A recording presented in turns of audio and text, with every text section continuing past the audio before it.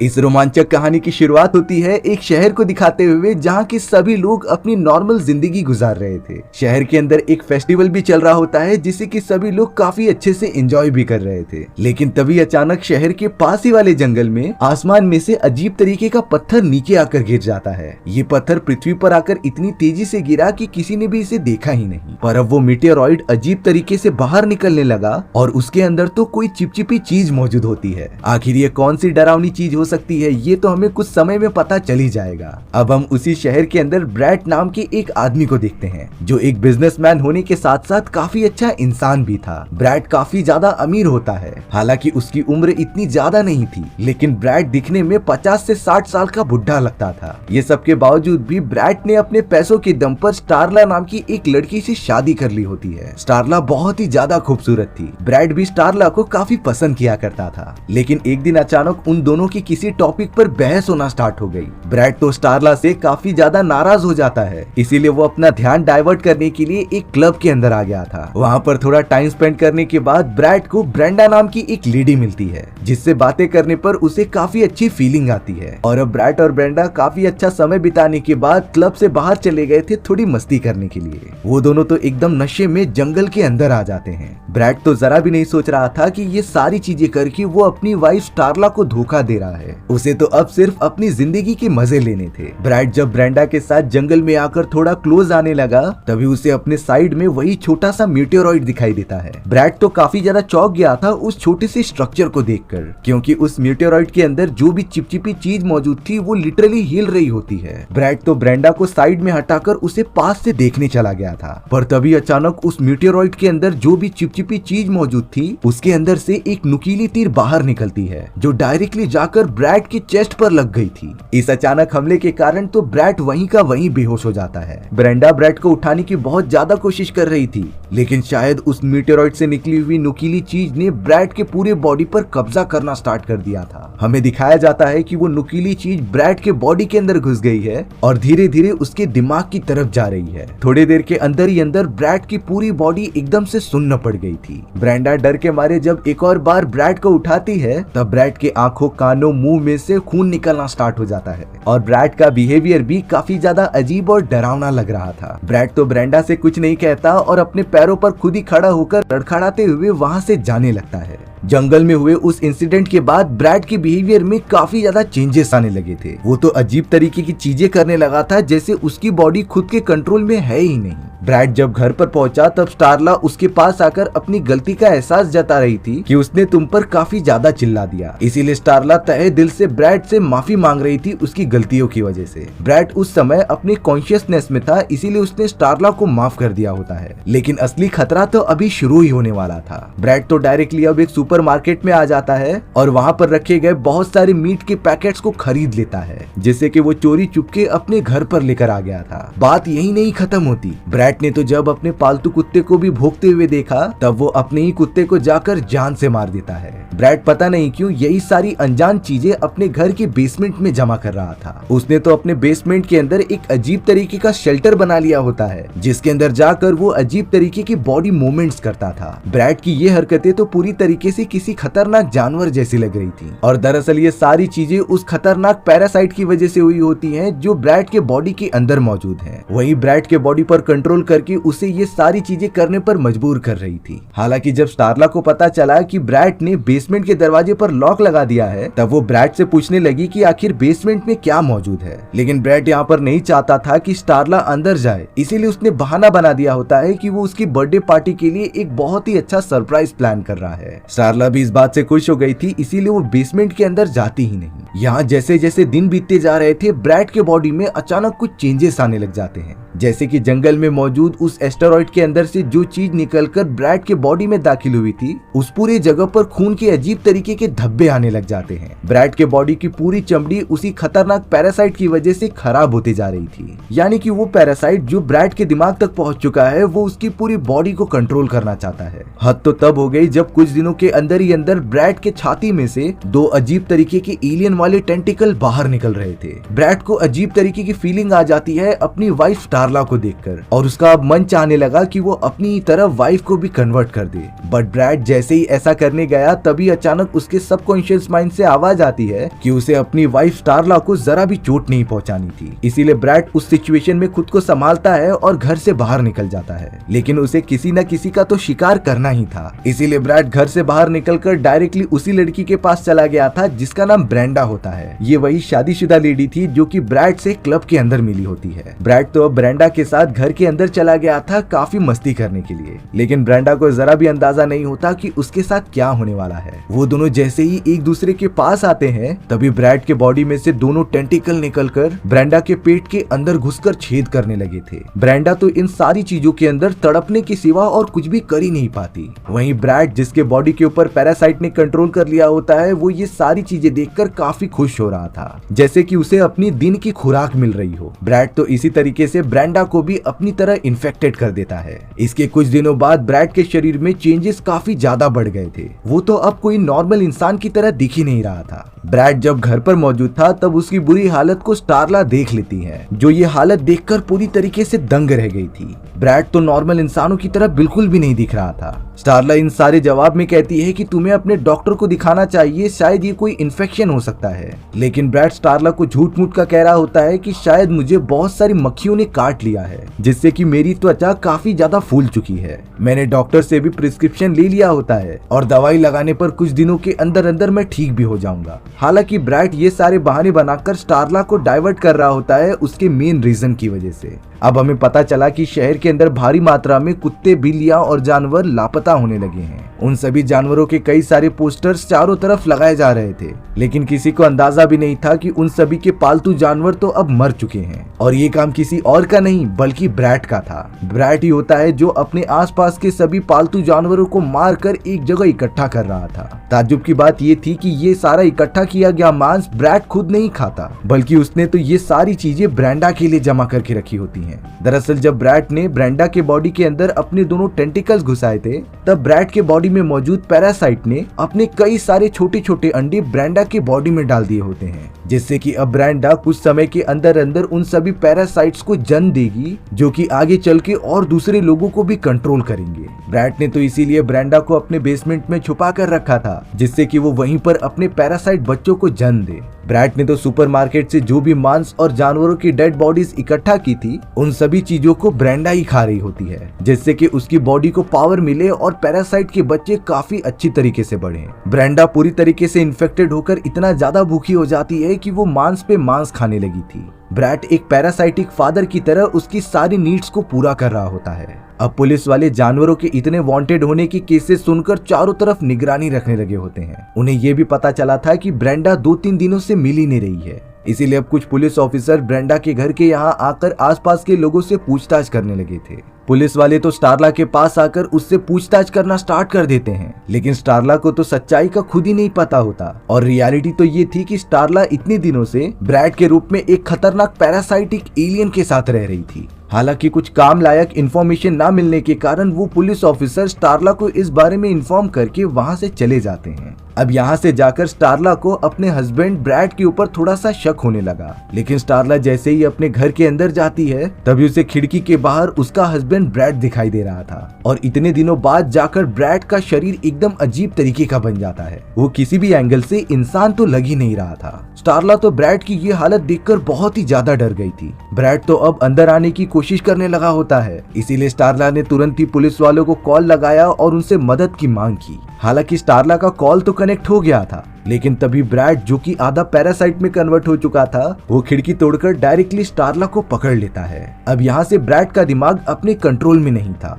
वो तो अपनी वाइफ स्टारला को भी चोट पहुंचाने के लिए रेडी हो जाता है, लेकिन तभी उस समय स्टारला की मदद करने के लिए वहां पर काफी पुलिस वाले आ गए थे। वो तो अपनी गन की मदद से ब्रैड के ऊपर फायर कर रहे होते हैं, लेकिन ब्रैड जिसकी पूरी बॉडी एकदम पैरासाइटिक एलियन जैसी बन गई थी, वो बड़ी चतुराई से गोलियों से बचते हुए पुलिस वालों को चकमा दे देता है और वहां से जान बचाकर कहीं दूर भाग जाता है। पुलिस वाले तो एकदम से चौंक गए थे कि आखिरकार ब्रैड को हुआ क्या और वो आखिरकार इतने कम समय में कहां पर गायब हो सकता है। बट अब पुलिस वालों को इतना तो अंदाजा हो गया था कि उनका मेन सस्पेक्ट ब्रैड ही है, यानी कि अगर वो ब्रैड को पकड़ लेंगे तो ये सारे वांटेड होने की केसेस भी बंद हो सकते हैं। इसीलिए पुलिस वालों की पूरी टीम इन सारी चीजों पर और भी जांच पड़ताल करने लगी। अब एक पुलिस ऑफिसर जिसका नाम माइकल होता है वो अपनी पूरी टीम के साथ इस केस पर इन्वेस्टिगेशन करने लगा था। वो सबसे पहले उस जगह की इंफॉर्मेशन निकलवाते हैं जहाँ पर ब्रैट ने पहले ही जानवरों को किडनैप किया था और किसी फैमिली वालों को मारकर अपनी तरह ही कन्वर्ट कर दिया था। ये सारे हमले के रिपोर्ट्स आने के बाद माइकल और उसकी टीम ने इन हमलों के अंदर एक पैटर्न देखा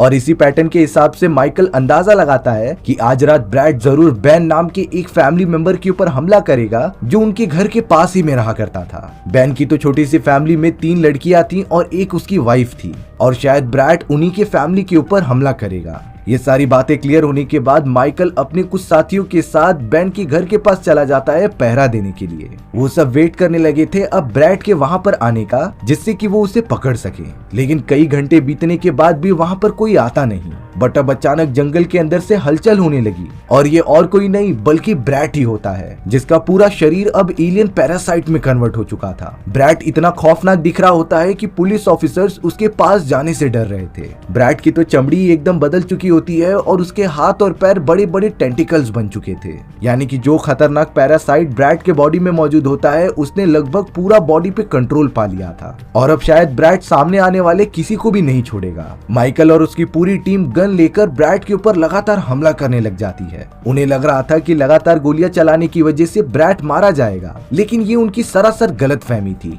ब्रैट के सामने अब एक पुलिस ऑफिसर आ जाता है जिसे देखते ही ब्रैट ने तुरंत ही अपने बड़े से टेंटिकल निकाले और उस पुलिस ऑफिसर के बॉडी पर हमला कर दिया। यह हमला इतना ज्यादा फास्ट और सटीक होता है कि पुलिस ऑफिसर की पूरी बॉडी 2 हिस्सों में बट गई थी, यानी कि वो तुरंत ही मारा जाता है। माइकल और उसके बाकी दोस्त तो ये खतरनाक मंजर देखकर एकदम से चौंक गए थे। ब्रैट तो अब लगातार टेंटिकल की मदद से जंगल की तरफ भागने लगा था। वो डायरेक्टली अपने घर के बनाए गए एक बड़े से बेसमेंट के अंदर चला जाता है। बाकी पुलिस ऑफिसर्स भी ब्रैट का पीछा करते हुए बेसमेंट के अंदर पहुंच चुके थे।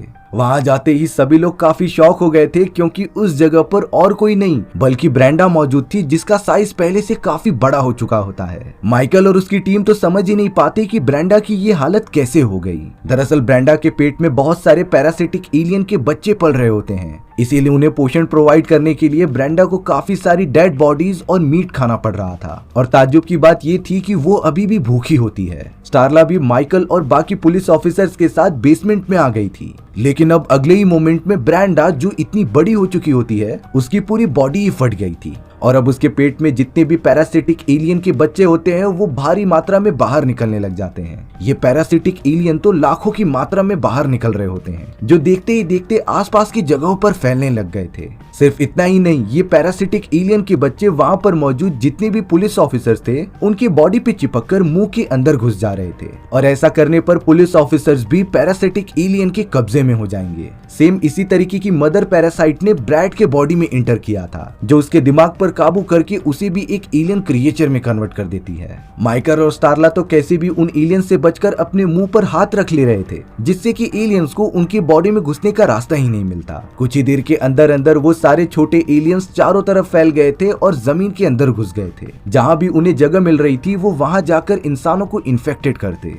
ये छोटे पैरासाइट तो अब पास ही में मौजूद बेन के घर पर भी पहुंच जाते हैं जो उनकी पूरी फैमिली के मुंह के अंदर घुसकर उन्हें कंट्रोल करने लगे थे, सिवाय बेन की बड़ी बेटी कैली के, क्योंकि जैसे ही वो छोटे पैरासाइट कैली के मुंह के अंदर घुसने जाते उसने उन्हें निकाल कर बाहर फेंक दिया था। हालांकि कैली की जान बच गई थी, लेकिन उन पैरासाइट का थोड़ा सा खून उसके बॉडी में चला जाता है जिससे कि कैली उन एलियंस के डीएनए से कनेक्ट हो गई और उसे कुछ विजन्स आने लगे। इन विजन्स में तो कैली एलियंस की एक अलग ही प्रजाति और उनके वंश को देखती है जो किसी भी जिंदा जीव के बॉडी में जाकर उन्हें अपने कंट्रोल में कर लेते थे। और कैली को इन सारी चीजों के बीच ये भी पता चल जाता है कि आखिरकार ये एलियंस पृथ्वी पर क्यों आए हैं। कैली जब घर से बाहर निकली तब उसके पूरे फैमिली मेंबर्स एलियन से इन्फेक्टेड हो चुके थे।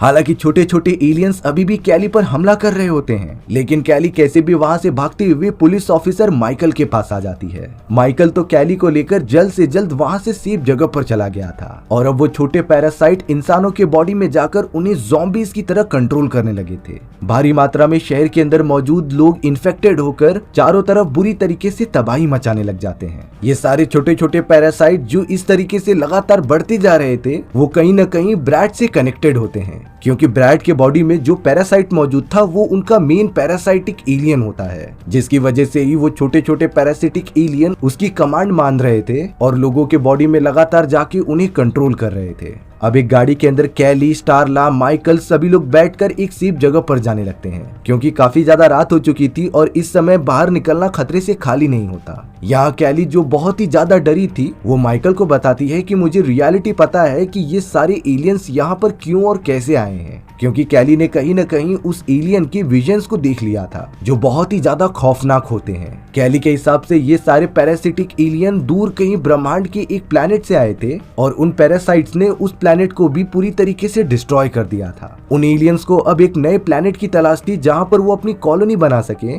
इसीलिए वो पृथ्वी पर आए हैं और लगातार अपनी जनसंख्या बढ़ा रहे हैं। कैली ये भी बताती है कि ब्रैड के बॉडी में जो पैरासाइट मौजूद है वही उन सभी का लीडर है। अगर हम ब्रैड को पूरी तरीके से खत्म करने में कामयाब हो जाएंगे तो वो सारे छोटे छोटे पैरासाइटिक एलियन भी खत्म हो सकते थे। ये बात माइकल अपने जहन में बिठा लेता है। माइकल को जब ये बात पता चली तब वो अपना प्लान बनाने लगा था कि कैसे वो ब्रैड को खत्म कर सकते थे। वहीं दूसरी तरफ अब हमें एक घर के अंदर ब्रैड को दिखाया जा रहा था जो अपना साइज धीरे धीरे बड़ा करता रहता है। उसके हाथ और पैर तो बड़े बड़े टेंटिकल में कन्वर्ट हो चुके थे और अब वो कहीं से भी कोई इंसान तो दिख ही नहीं रहा होता। यहाँ तक कि उसने अपनी पावर और स्टेमिना बढ़ाने के लिए कई सारे लोगों को अपने बॉडी में कंबाइन कर लिया होता है। ब्रैड अभी भी अपनी वाइफ स्टारला से प्यार करता था, इसीलिए वो चाहने लगा कि वो अपनी वाइफ को भी अपनी तरह कन्वर्ट करके सारी दुनिया पर राज करे। इन सारी चीजों की वजह से ही ब्रैड ने अपने बहुत सारे लोगों जिसे कि वो कंट्रोल कर रहा था उन्हें स्टारला को लाने के लिए भेज दिया। वहीं दूसरी तरफ माइकल और सारे लोग जब कार के अंदर जा रहे थे तभी उनका एक्सीडेंट हो जाता है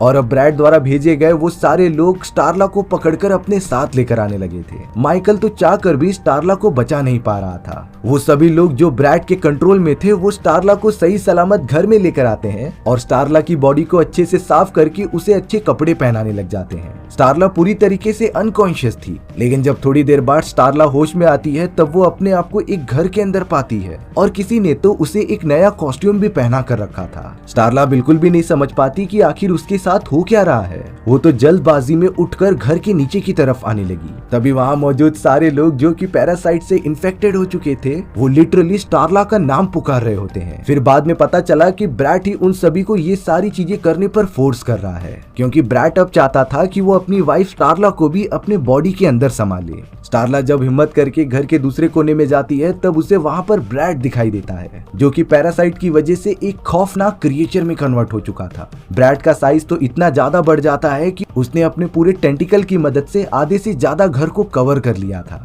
साथ ही साथ उसके बॉडी के अंदर कई सारे अलग अलग लोग भी दिखाई देते हैं जो अब कंबाइन हो चुके थे। ब्रैड ये सारी चीजें सिर्फ और सिर्फ अपनी ताकत और साइज बढ़ाने के लिए कर रहा था, लेकिन यहाँ स्टारला को भी तभी कैली की बात याद आती है कि अगर हम किसी भी तरीके से ब्रैड को मारने में कामयाब हो गए तो वो सारे छोटे पैरासिटिक एलियन भी अपने आप ही खत्म हो जाएंगे। इसीलिए स्टारला एक कमरे में आकर ड्रॉअर में से एक नुकीला ऑब्जेक्ट निकालती है। स्टारला का प्लान था कि वो इसी नुकीले ऑब्जेक्ट की मदद से ब्रैड के पास जाकर उसके दिमाग पर हमला कर दे। अब हिम्मत करके स्टारला जैसे ही ब्रैड के पास आ गई, ब्रैड तो उसे अपने बड़े से टेंटिकल की मदद से पूरा जकड़ने लगा था। ब्रैड तो अब धीरे धीरे स्टारला को अपने बॉडी में कंबाइन करने के लिए पास में लेकर आते जा रहा था। स्टारला भी उसे चकमा देने के लिए ब्रैड से काफी अच्छी प्यार भरी बातें करती है और उसे बताती है कि मैं तुम्हारे साथ रहने के लिए तैयार हूँ। ब्रैड भी एकदम खुश होकर स्टारला को अपने काफी पास ला देता है और तभी स्टारला ने मौका देखकर उस नुकीले ऑब्जेक्ट को निकाला और अगले ही मोमेंट में ब्रैड के दिमाग पर मार दिया। लेकिन ताज्जुब की बात थी कि इस हमले से भी ब्रैड को कुछ नहीं होता, क्योंकि अब इतने सारे लोगों को अपने बॉडी में कंबाइन करने के कारण वो काफी स्ट्रॉन्ग हो चुका होता है। ब्रैड ने तो अपनी टेंटिकल की मदद से स्टारला को काफी दूर फेंक दिया था और अब वो स्टारला को किसी भी कीमत पर डैमेज पहुंचाने की कोशिश कर रहा होता है। स्टारला बिल्कुल भी नहीं समझ पा रही थी कि वो अपने आप को अब कैसे बचाए, लेकिन सही समय पर वहाँ माइकल और कैली आ जाते हैं। माइकल के पास एक ग्रेनेड बॉम्ब होता है जिससे कि वो ब्रैड को मारना चाहता था, लेकिन वो ग्रेनेड एक्टिवेट करके फेंकने से पहले ही ब्रैड ने अपने टेंटिकल की मदद से माइकल को काफी दूर फेंक दिया था, जिससे कि वो बॉम्ब ब्लास्ट नहीं कर पाता। अब तो ब्रैड ने अपने उन्हीं दोनों नुकीले टेंटिकल्स को बाहर निकाला जो डायरेक्टली माइकल के ऊपर हमला करने चले जाते हैं। एक टेंटिकल तो माइकल के बॉडी में घुस चुका था, लेकिन दूसरे टेंटिकल को माइकल ने अपने हाथ से पकड़ लिया होता है। ब्रैड किसी दूसरे इंसान को अपने कंट्रोल में तभी कर पाता जब वो अपने दोनों टेंटिकल उस इंसान इंसान के बॉडी में घुसा देता है। लेकिन अभी सिर्फ एक ही टेंटिकल माइकल के बॉडी में होने के कारण वो माइकल को पूरी तरीके से कंट्रोल नहीं कर पा रहा था। माइकल तो बहुत ज्यादा कोशिश करते हुए ब्रैड के उस दूसरे टेंटिकल को पास ही में पड़े हुए गैस निकल रही पाइप के अंदर घुसा देता है, जिससे कि अब वो पूरी पॉइजनस गैस टेंटिकल के अंदर से ट्रांसफर होते हुए ब्रैड के बॉडी में जाने लगी थी। देखते ही देखते ब्रैड की पूरी बॉडी गैस की वजह से फूलने लगी थी। स्टारला ने तो अब तुरंत ही पास ही में पड़े हुए माइकल के गन को उठा लिया था और अब वो लगातार ब्रैड के बॉडी पर वार करने लगी, जिससे कि वहाँ एक चेन रिएक्शन होता है और पॉइजनस गैसेस की वजह से ब्रैड के बॉडी के अंदर एक बहुत ही बड़ा ब्लास्ट हो गया था। ये धमाका इतना ज्यादा खतरनाक होता है कि ब्रैड की पूरी बॉडी अब चकनाचूर हो चुकी होती है। ब्रैड के दिमाग में जो लीडर पैरासाइटिक एलियन था वो भी धमाके में खत्म हो जाता है। उस लीडर पैरासाइटिक एलियन के मरते ही सिटी के बाकी सारे लोग जो कि इन्फेक्टेड हो चुके थे वो भी नॉर्मल हो जाते हैं, यानी कि पृथ्वी पर से एक बहुत ही बड़ा खतरा टल चुका है। और इसी तरीके से हमारी ये कहानी यहीं पर खत्म हो गई थी। सो व्यूअर्स, आपको ये स्टोरी कैसी लगी कमेंट सेक्शन में बताना भूलना मत। और अगर आपको मेरा एक्सप्लेनेशन 1% भी अच्छा लगा होगा ना तो वीडियो को लाइक एंड चैनल को सब्सक्राइब जरूर कर देना। मिलते हैं इसी तरीके की मजेदार वीडियोस में, तब तक के लिए बाय बाय।